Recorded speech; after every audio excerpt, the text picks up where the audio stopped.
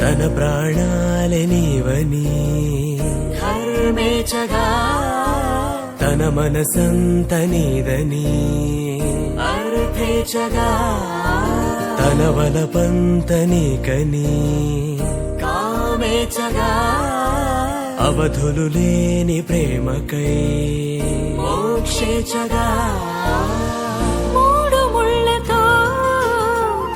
7 అడుగుల అగ్ని సాక్షిగా ఇద్దరు ఒకటిగా